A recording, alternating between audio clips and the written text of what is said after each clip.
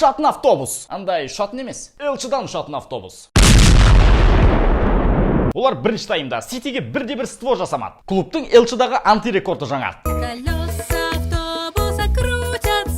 Симеоне жаңа схема ойлап тапты. 5-5-0. Вот мы в автобусе сидим и сидим и сидим. Ал шабуыл кезінде 9-1.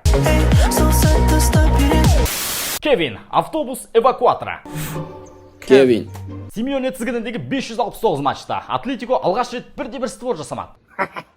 Диего Симеоне Атлетико тізгініндегі 100-ші жеңілісіне ұшырады. Жириновский өліп қалыпты ғой. Поху. Ливерпуль алғаш рет тарихта Элчида сырт алаңдағы 8 матчты қатарынан жеңді.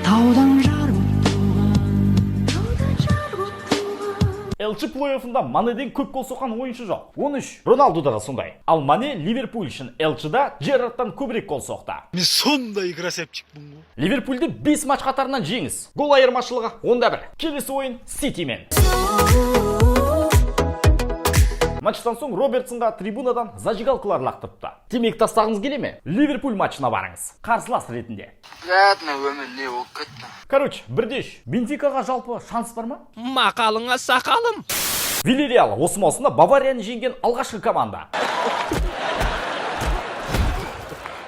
Вильяреал 2009 жылдан бері Элчида Бавария қарсы ойында гол өткізбеген алғашқы команда. Эмери ұжымы немістердің 30 матчқа созылған жеңісі сериясын тоқтатты. Эмери Элчи мен Элені шатастырып алған ау деймін.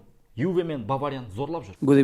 Жалпы оны Байерн бойынша эксперт десек те болады. 17 жылы Элчида ПСЖ мен 3-0 өтті. Енді міне Сарсу Гурғайықпен 1-0. Баварияның Элчидаға сырт алаңдағы 25 матчқа созылған жеңілісі сериясын тоқтатты. It's time to stop! Данжума осы маусымда Элчида 9 матчта 6 гол соқты. Керемет трансфер. Ақпан, Абрамович Челси қожалығынан кетеді. Наурыз, Челси жаңа қожайын іздеуде. Сәуір, Челси қожайыны Бензема. Болды мәке, тоқтатыңыз, білдік енді. Пақ! My God деп.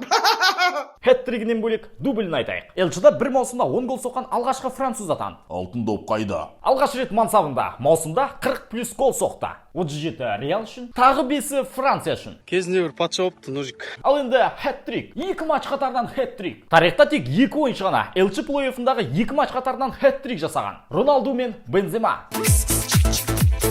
Бензема Еурокубокте Челсиге хэт-трик жасаған алғашқы ойыншы. Ол Элчида 80+ гол соққан тарихтағы 4-ші футболшы. Алдында тек Лео Криш ғана. Қысқасы айтқанда, Бензема кешегі матчта. 2022 жылы Каримнен артық гол соққан футболшы жоқ. 17. Айтпақшы, Ульрайх, Кариус, Минди, Донарума бір-бірлерін жақсы түсінеді. Көшеге бүгін тұмары шықты, о май гад! Кешегі ойынның сыры неде? Сыры мынада. Челсиге қарсы ойынға 13 минут уақыт қалғанда ғана сол күні нәр татқан. Себебі аузы берік. Ифтар жасап алаңға шықты. Сөйтіп Менди мен Кантені жалпы Челси жеп қойды. Реал Бензема қатысқан соңғы 8 матчтың 7-ін жеңген. Бірақ Барсаға 0-4 жеңілді. Қиын болса да тауып көріңіз. Қай матчта Бензема қатыспады? Тарихта алғаш рет Челси Реалдан жеңіліп отыр. Челси 2018 жылдан бері алғаш рет 2 матчта 7 гол өткізді. Челси сапында кеше гол соққан Хаверц. Ол Челси үшін соңғы 7 матчта 6 гол соғып, 1 ассист жасаған. Міне, Чемпиондар Лигасының ширек финалдағы алғашқы матчтар осылай аяқталды. Кімдердің жартылай финалға шансы басым? Кімдер өтпейді? Пікіріңді қалдыр. Келесі кездескенше онда. Сау.